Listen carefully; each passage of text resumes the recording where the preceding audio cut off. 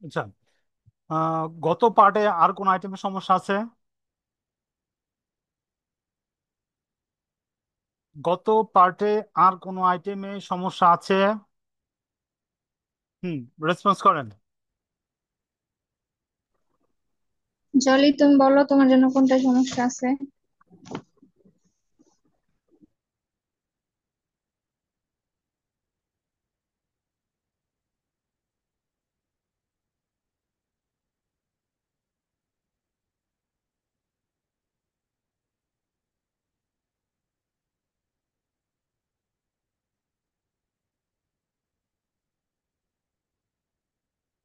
হুম, 4 নম্বর আইটেমটা কি লিখছিলাম একটু বলেন। Convertible share. আচ্ছা, কনভার্টেবল শেয়ার। তো আমরা নতুন আইটেমের যাওয়ার আগে ওইটা একটু ক্লিয়ার হই, হ্যাঁ।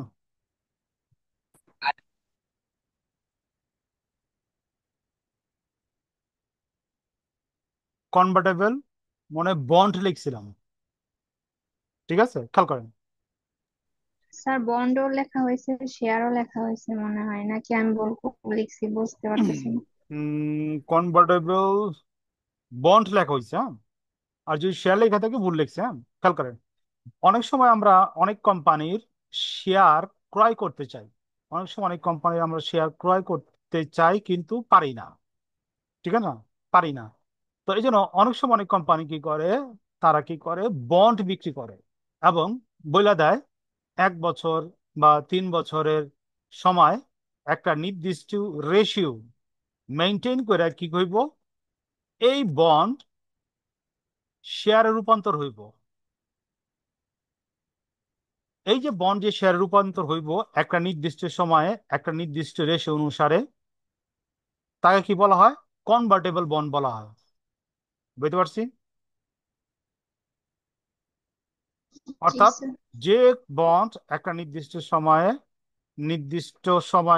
নির্দিষ্ট রেশিও অনুসারে কি হয়, বন্ড শেয়ারে পরিণত হয়, তাকে কি বলা হয়, কনভার্টেবল বন্ড বা কনভার্টেবল সিকিউরিটিজ বলা হয়। এখন কোশ্চেন হলো, বন্ড বুঝেন, শেয়ার বুঝেন, বন্ড কি আর শেয়ার কি বলতে পারবেন? বন্ড কি, শেয়ার কি?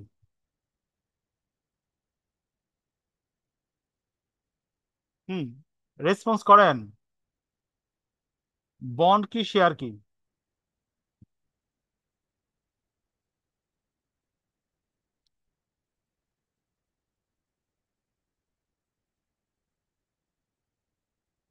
বন্ড কি, শেয়ার কি? শেয়ার কি? দেখেন, ছোট ছোট অংশ। কিসের ছোট ছোট অংশ? মূলধনের। আচ্ছা, মূলধনের। কোম্পানির আহ মূলধনের। কোম্পানির কোন মূলধনের ছোট ছোট অংশ?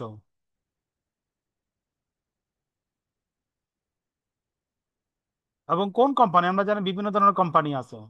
আচ্ছা, বুঝেন, শর্টকাট বুঝেন। যৌথ মূলধনী কোম্পানির অনুমোদিত মূলধন, অথরাইজ মূলধন বা নমিনাল ক্যাপিটালের ক্ষুদ্র ক্ষুদ্র অংশ বা ভাগকে কি বলা হয়, শেয়ার বলা হয়। যৌথ মূলধন কোম্পানির অনুমোদিত মূলধন, অনুমোদিত মূলধন হলো কোম্পানি যে পরিমাণ টাকা ক্যাপিটাল মার্কেট থেকে কি করতে পারবো, সংগ্রহ করতে পারবো, ওইটা হলো অনুমোদিত মূলধন। এই অনুমোদিত মূলধনের যে ক্ষুদ্র ক্ষুদ্র অংশ বা ভাগ করে ওটাকে কি বলা হয়, শেয়ার বলে। যেমন আমি বলতেছি, আমি একটা কোম্পানি, কোম্পানি আমি একটা ওপেন করলাম, আমার কোম্পানির দরকার হলো 500 কোটি টাকা। 500 কোটি টাকা আমার দরকার। তো এই 500 কোটি টাকা মনে করি আমি 5 লাখ শেয়ারে মাধ্যমে কি করুন, সংগ্রহ করুন, ঠিক আছে। তো আমার অথরাইজ ক্যাপিটাল হলো 5 কোটি, ঠিক আছে। এই 5 কোটি শেয়ার, আমি যে 5 লাখ, 5 কোটি টাকা মূলধন আমি যে 5 লাখ শেয়ারের মাধ্যমে গ্রহণ করব, এই যে শেয়ার আমি একটা একটা অংশ ভাগ করলাম, 1 2 এরকম 5 লাখ শেয়ার ভাগ করলাম, এই যে এক একটা অংশরে কি বলা হয়, শেয়ার বলা হয়। কোন মূলধনের? অথরাইজ ক্যাপিটাল, অর্থাৎ অনুমোদিত মূলধনের। অর্থাৎ কোম্পানি সর্বোচ্চ 5 কোটি টাকা মূলধন সংগ্রহ করতে পারবো ক্যাপিটাল মার্কেট থেকে, এর চেয়ে বেশি সংগ্রহ করতে পারবো না। যদি সংগ্রহ করতে চায় তো কোম্পানির কি করতে হইব, গঠন প্রণালী চেঞ্জ করে আবার কি করতে হইব, R J SC, joint stock regulatory কমিশনের কাছে কি করতে হইব, আবেদন করতে হইব। আবেদন করে কি করতে হইব, আবার এই 5 কোটির জায়গা আবার কি 7 কোটি টাকার কি করতে হইব, টাকা গ্রহণ করার জন্য কি করতে হবে, আবেদন করতে হইব। যদি গ্রহণ, যদি অ্যাপ্রুভ করে আরজিএসি, তখন আবার আপনি কি করতে পারবেন, আরো 2 কোটি টাকা বাড়ায় কি করতে পারবেন, মূলধন সংগ্রহ করতে পারবেন। আমি বলতে পারছি শেয়ার কি, শর্টকাট। রেসপন্স করেন। রেসপন্স না করলে বুঝুন তো আপনারা বুঝেন নাই।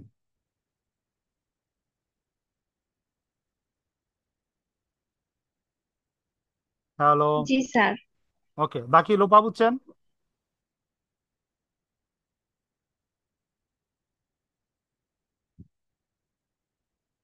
তানজিলা বুঝছেন? জি স্যার। ওকে, রেসপন্স করবেন। রেসপন্স না করলে আমি মজা পাবো না। আর বন্ড তো বুঝছেন? জি স্যার, বুঝছি। ওকে, আমি সেকেন্ড স্টেপে চলে গেলাম, আমাদের চ্যাপ্টারের মূল কনসেপ্ট ডিরাইভেটিভস। এখন দেখেন, সিকিউরিটিস এর মধ্যে আমি লাস্টে একটা আইটেম লিখছিলাম ডিরাইভেটিভস, কিন্তু আপনারা কেউই বলেন নাকি এটা সমস্যা আছে। ডিরাইভেটিভস কি?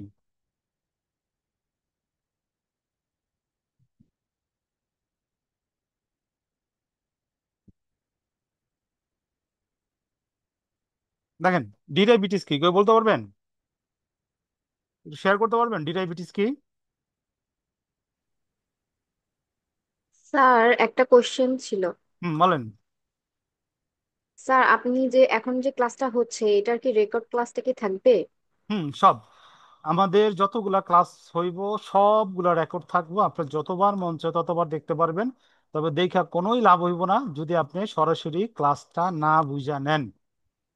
আপনি সরাসরি বুঝেন তারপর বারবার ক্লাস দেখেন, আপনার জন্য ইজি হইব। আর ক্লাসে না বুঝা যদি চুপ করে থাকেন, তাহলে আপনার ক্ষতি হইব। প্লাস পরবর্তী ক্লাসে আমি আগাইতে পারবো না, পরবর্তী ক্লাসে এই গত ক্লাসের কোশ্চেন আবার করবেন, আবার আমার ওটা আলোচনা করতে হইব, আপনাদের ক্ষতি হইব। আপনারা দ্রুত যে শেষ করতে চাইতেছেন সেটা হইব না। তবে যেই ক্লাসের টপিক সেই ক্লাসে নিজ দায়িত্বে যার যারটা শেষে বুঝে নেবেন। ওই যে আপনার বান্ধবী বুঝাই দেবো ক্লাসের জি স্যার। পরে, ওইগুলা অ্যাভয়েড করবেন। এবং আপনি যত মন চায় কোশ্চেন করতে পারেন, আমি চেষ্টা করবো অ্যান্সার দিতে। ডিরাইবেটিস, হোয়াট ইজ ডিরাইবেটিস, কে বলতে পারবো?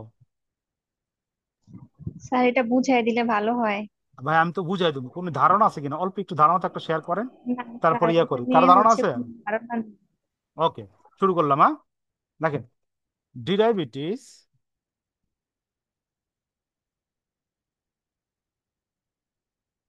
আমরা কিন্তু আমাদের মেন চ্যাপ্টারে ঢুকে যেতেছি, ঠিক আছে? কনসেপ্ট না বুঝলে কিন্তু ম্যাথ বুঝবেন না, বারবার বলতেছি। ডিরাইবেটিস আর ফিনান্সিয়াল, সাথে সাথে লিখবেন। ডিরাইবেটিস আর financial instalment.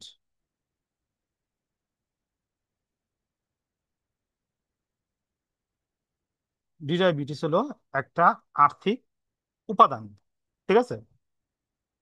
It can be use, it can be used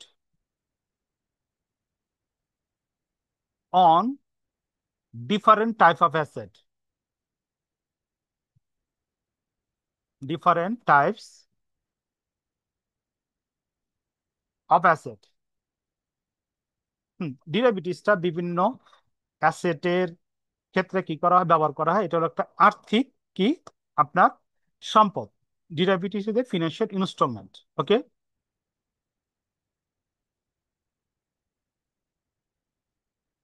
A derivatives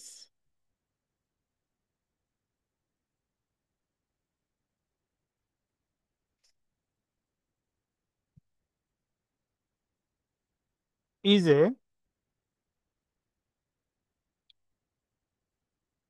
financial securities. Installment আর সিকিউরিটিজ একই কথা।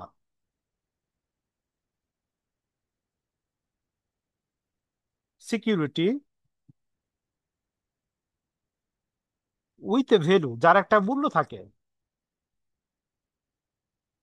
Value that is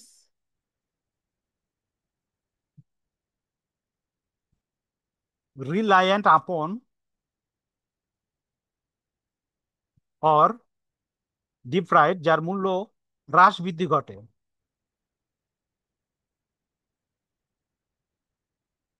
on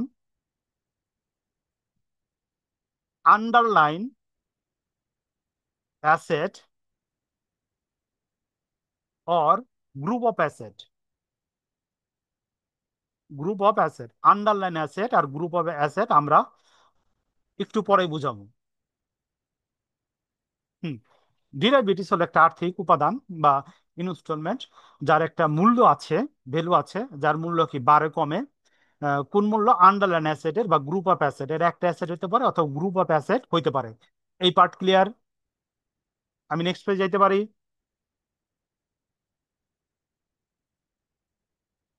response করেন। আপন জি স্যার। অনের পরে কি লিখছেন? কোনটা? বুঝি নাই। কোনটা? রিলায়েন্ট আপন রিলায়েন্ট আপন, এটা মূল্য অর বৃদ্ধি পেতে পারে অথবা কমতে পারে। Underline asset, underline asset and group of asset, এটা আমরা একটু পর এর আলোচনা আগে করব। ওয়ার্ডটুকু হুম। ওয়ার্ডটুকু বুঝি নাই, ইংলিশ কি লিখছেন ওইটা বুঝি নাই। ডিরাইভেটিভ হলো গিয়া আপন অনের পরে। আপন অন ডিপ্রাইড ফ্রম, এবং এটা কি মূল্য কমতে পারে, ঠিক আছে। অন আন্ডারলাইন অ্যাসেট, আচ্ছা নির্দিষ্ট অ্যাসেট অথবা অনেকগুলো অ্যাসেটে, ঠিক আছে। নেক্সট পার্টে আপনার ক্লিয়ার হইব। হুম। দেখেন। স্যার এটা একটু আপনার মানে আপনার ভাষায় একটু ইজি করে বলেন আচ্ছা, তো। আমি প্রত্যেকটা ইজি করে বলুম, আমি একবার শেষ করলে আবার আমি প্রথম থেকে আসুন, ঠিক আছে। দেখেন, শেষ হয়নি এখন তো, ডিরাইভেটিভ শেষ হয়নি কেন, ঠিক আছে। দেখেন, এই সংখ্যাটাতে আপনি আরো ক্লিয়ার হইবেন। Derivative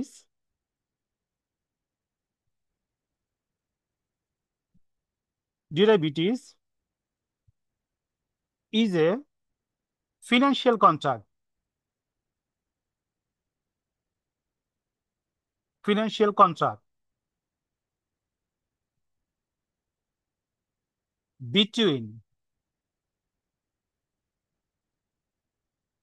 between two or more parties.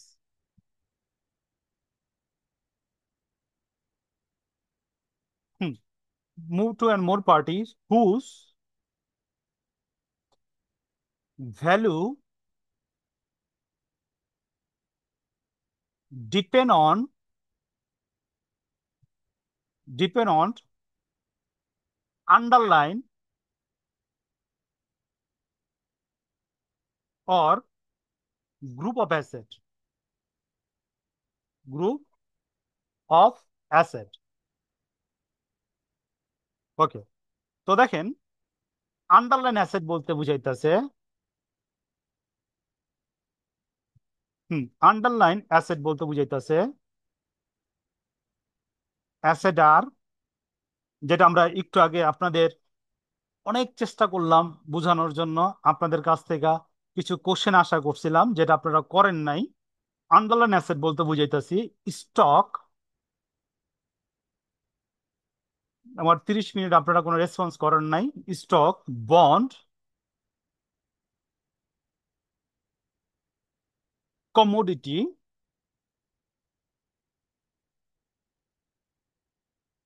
Commodity, currencies, currencies, interest rate, interest rate, and market index, market index. The value of underlining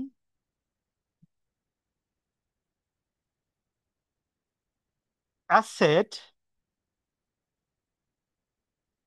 keep changing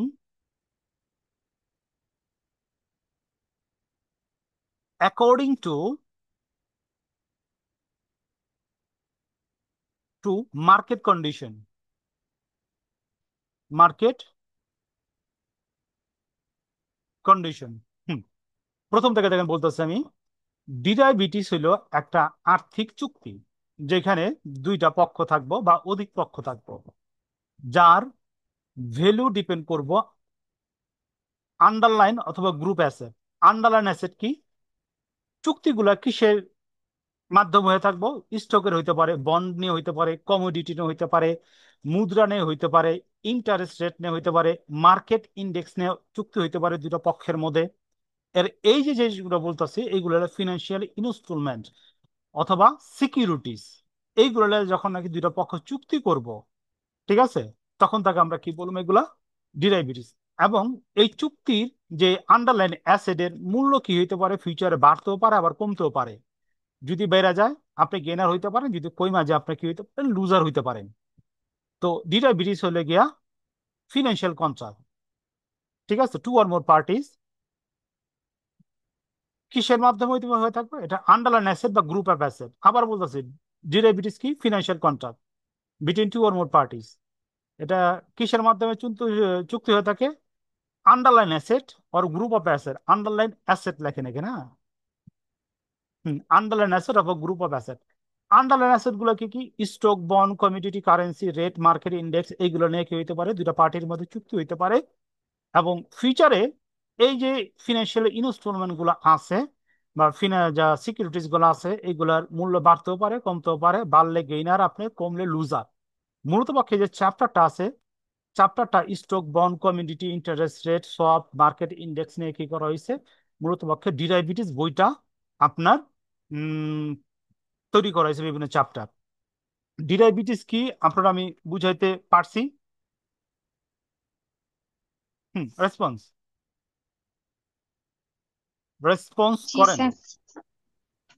তো ডিরাইভেটিভস যদি আপনি জিজ্ঞেস করে আপনি কি বলুন? Derivatives is a financial contract between two or more parties whose value depend on the underline asset of group of asset. Underline asset কি? Stock, bond, commodity, currency, interest rate. ওকে।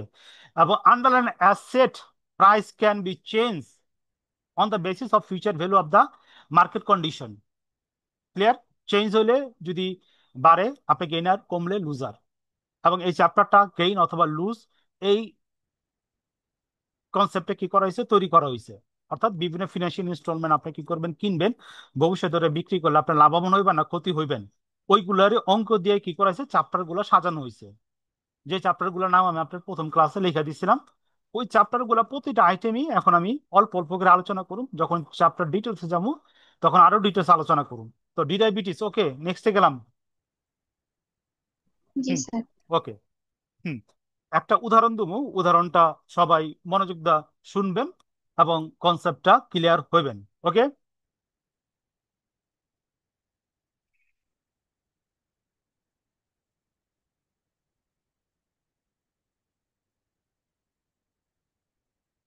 হুম।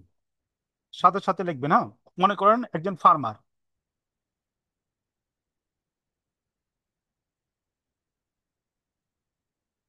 একজন ফার্মার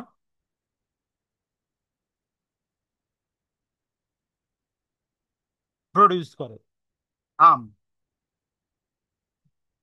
ম্যাঙ্গো। ক্লিয়ার এতটুকু? হুম। যা জি বললাম sir. Clear? আচ্ছা, মনে করেন বাড়ি রাজশাহী, রাজশাহী আশা করতেছে, এক্সপেক্ট টু সেল, বিক্রি করার জন্য আশা করতেছে, ঠিক আছে। Expect to sell. রাজশাহীতে সাধারণত আম হয়, মনে করেন 10,000 কেজি আম সেল করব 5 মাস পর,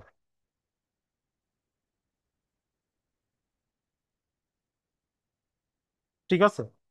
রেট মনে করেন 70 টাকা পার কেজি। ওকে। এতটুকু বুঝছেন ঘটনা?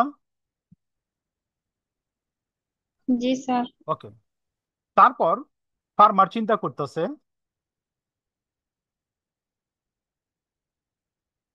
ফার্মার চিন্তা করতেছে এবং ভয় পাইতেছে,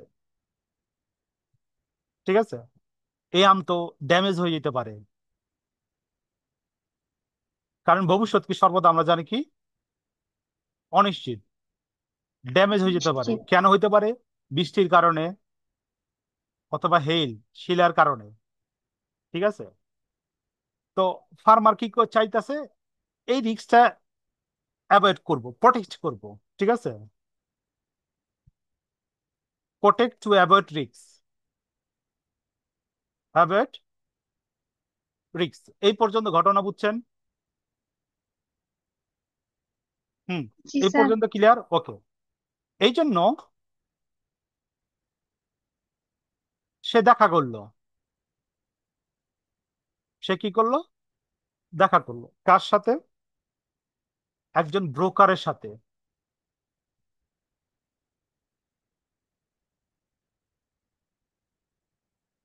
হুম। কমিটি একজন ব্রোকারের সাথে কি করলো? দেখা করলো। দেখা করে কি করলো? কন্ট্রাক্ট করলো।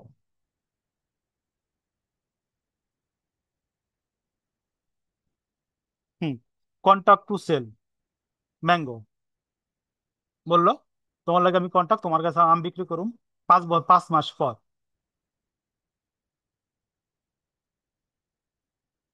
ঠিক আছে? পার কেজি কত রেট দিল? 70 টাকা পার কেজি। হুম। এতটুকু ক্লিয়ার ঘটনা?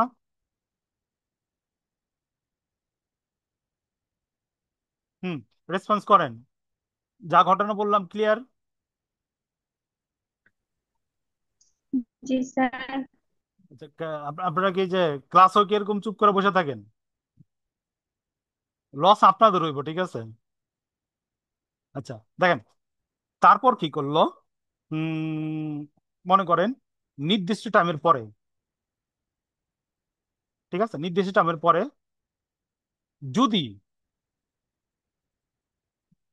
হুম, যদি প্রাইস ফল করে, যদি মনে করেন প্রাইস ফল করে, টাকা 63 টাকা হয়। ঠিক আছে? বিভিন্ন কারণ হইতে পারে এটা। মনে করেন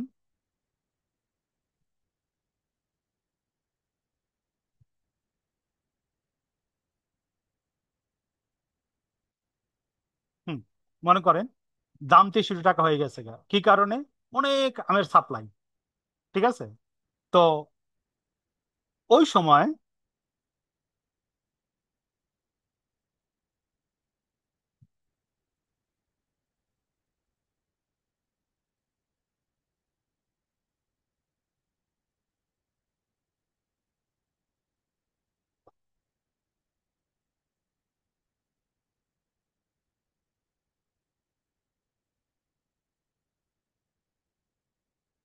দেখেন, ওই সময় ব্রোকার কিন্তু 70 টাকা করে দিতে বাধ্য ফার্মারে। ঠিক না?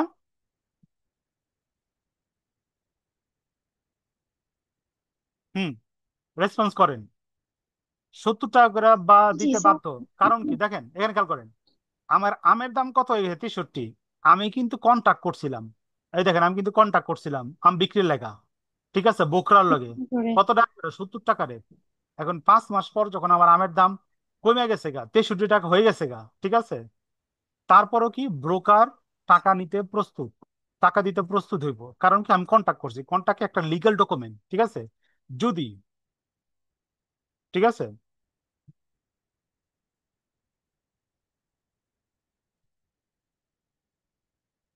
যদি আমের দাম বাইরে যায়, ঠিক আছে, কত টাকা? 75 টাকা পার কেজি হয়ে যায় আফটার 5 মান্থ। ঠিক আছে? তো এখানে দেখেন ফার্মার ইন্ড আপ লস। ঠিক আছে? লস কত হইব? দেখেন, আমের দাম যদি বেড়ে যায় 75 টাকা পার কেজি, ঠিক আছে, তখন ফার্মারের লস কত হইব? 5 টাকা পার কেজি। হুম। দেখেন, তখন ফার্মারের লস কত হইব? রেসপন্স করেন। 5 টাকা। 5 টাকা হইব। ঠিক আছে? তো দেখেন, এই যে আমি একটু উদাহরণ দিলাম দুইটা ঘটনার বা লেনদেনের, this transaction explain how derivatives contract work.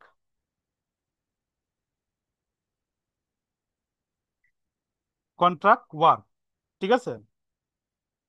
দেখেন, ইট ইজ এক্সাম্পল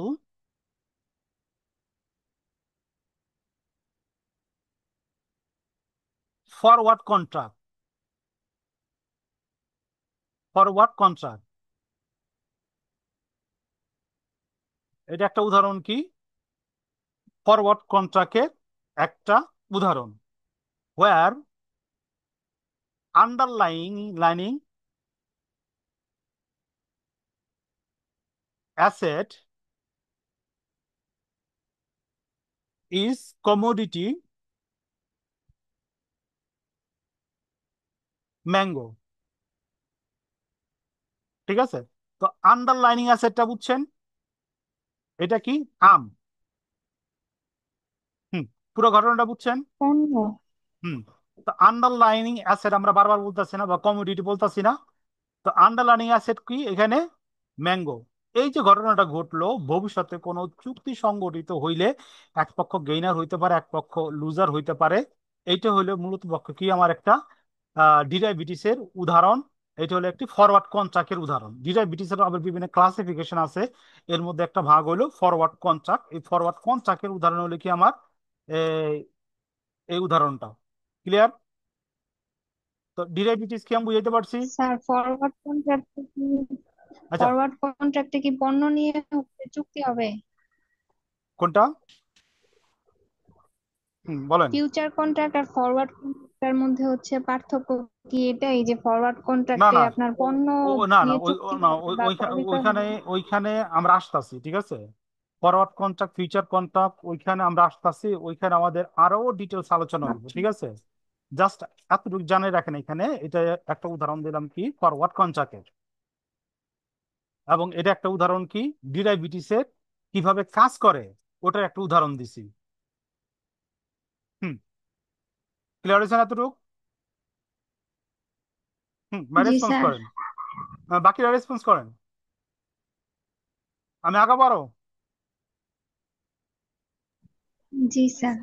ওকে, দেখেন।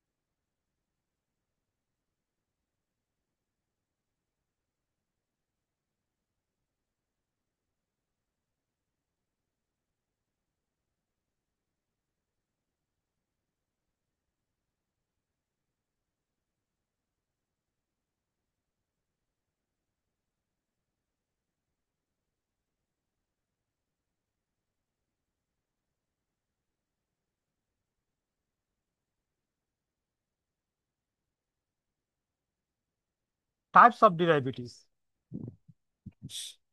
এক নম্বর ফরওয়ার্ড,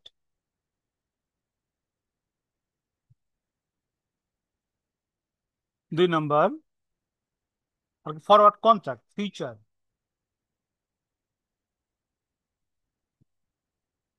তিন নম্বর মূলত বাকি এগুলো চ্যাপ্টারের নাম, অপশন।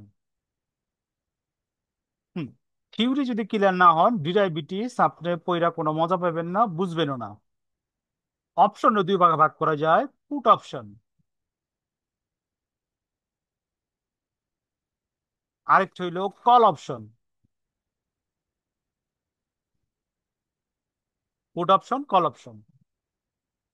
চার নম্বর হলো সোয়াপ। সোয়াপ, সোয়াপটার আবার তিন ভাগে ভাগ করছে। এক নম্বর হইলো ইন্টারেস্ট রেট সোয়াপ।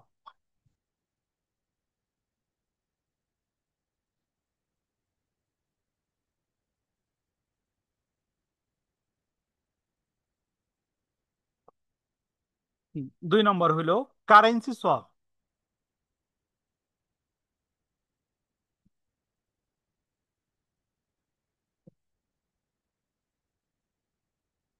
3 নম্বর হইল commodity swap.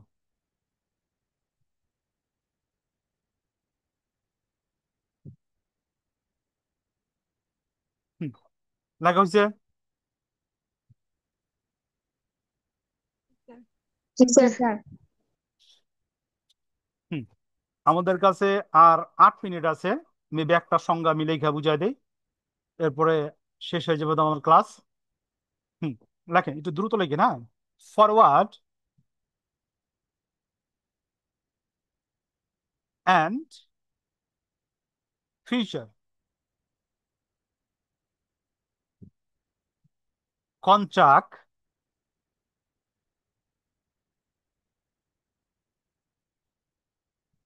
is a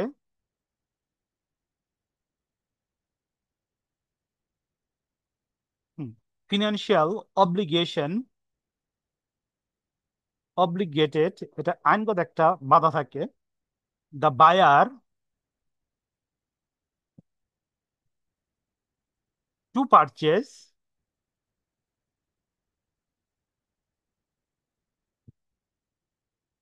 underlying asset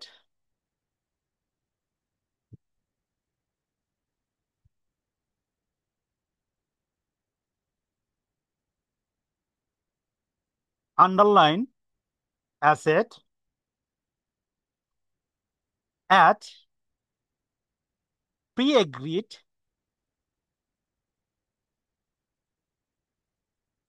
price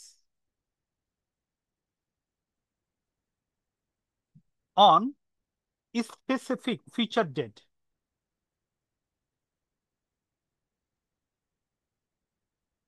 Specified ed future date.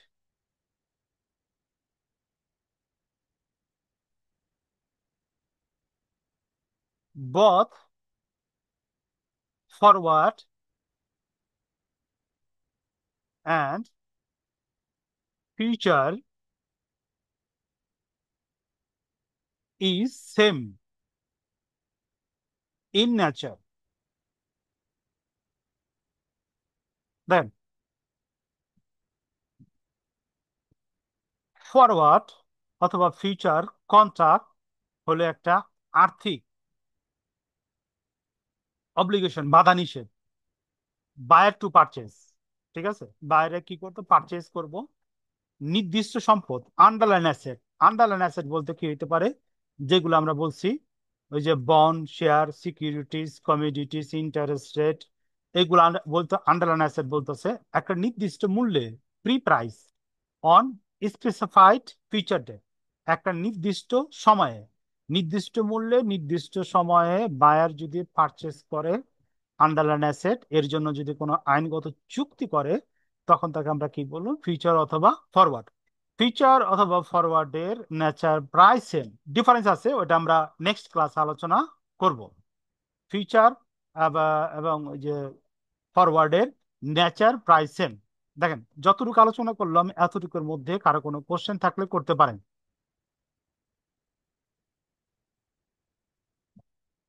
Sir বইয়ের মধ্যে টাইপস অফ ডেরিভেটিভস এর সোয়াপসটা লেখা নাই কেন?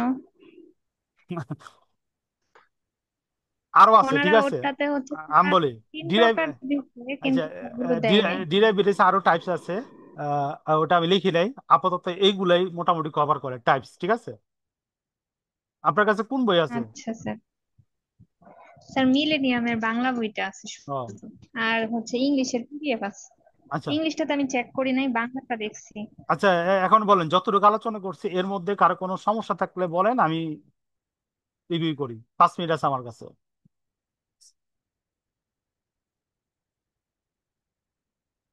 হুম, বাকিরা রেসপন্স করেন।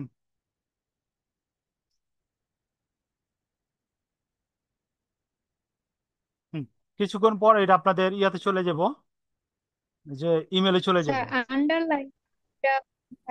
আন্ডারলাইং ওয়ার্ডটা আসলে কি বুঝাইতেছে এখানে? আচ্ছা দেখেন, এই যে দেখেন আন্ডারলাইন অ্যাসেট, দেখছেন? হুম, কি? আন্ডারলাইন অ্যাসেট বলতে stock, bond, commodities, currency, interest rate, market index, এইগুলো বুঝাইতেছে আন্ডারলাইন অ্যাসেট। ঠিক আছে, বুঝতে পারছি? জি স্যার, এটা তো বুঝছি। আচ্ছা, আন্ডারলাইন স্যার অ্যাসেট তাহলে বলতে এই জায়গায় যেই আন্ডারলাইন ওয়ার্ডটা আচ্ছা কেন ব্যবহার করছে ওইটা আচ্ছা, বললাম। আন্ডারলাইন ব্যবহার করছে এই কারণে যে যেই অ্যাসেটটা থাকবো ওই অ্যাসেটটা চুক্তি, তো আন্ডারলাইন অ্যাসেট বিভিন্ন হইতে পারে। ঠিক আছে, আপনি যেই অ্যাসেটটা নিয়ে চুক্তি করবেন ওইটা হলো আন্ডারলাইন অ্যাসেট কন্ট্রাক্টের। এবং আন্ডারলাইন অ্যাসেট কি হতে পারে আচ্ছা। ওটা আমরা একটা লিস্টে দিছি প্রথমে, বুঝতে পারছেন?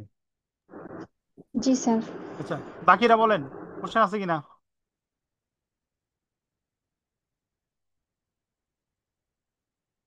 কোশ্চেন আছে?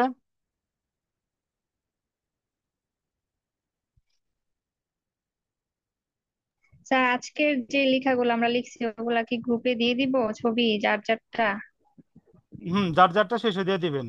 তো আমি বুঝুম কেমন আপনারা যে ক্লাসে অ্যাটেনটিভ ছিলেন বা লিখছেন। আচ্ছা ঠিক আছে। ঠিক আছে, অনেকে আছে কি করে ক্লাসে জয়েন কইরা বাড়ির কাজ করতে থাকে, দুনিয়ার কাজ, অন্য কিছু করতে থাকে, তো পরে দেখুন। তো সাথে সাথে যদি আপনি ক্লিয়ার না হন লেখা, তো আপনি তো পরে বুঝবেন না। আর যেটা যখন স্যার নতুন লিখবেন, হচ্ছে একজন জয়েন করছে এখন। হুম, ঠিক আছে, আমাদের লাইন ওকে কেটে কি যাব। গ্রুপে অ্যাড দিয়ে দিব মেসেঞ্জারে অ্যাড, হ্যাঁ, হোয়াটসঅ্যাপে? দিয়ে দেন, অ্যাড দিয়ে দেন, মেসেঞ্জার গ্রুপে অ্যাড দিয়ে দেন। তো আমাদের ক্লাস তো শেষ এখন।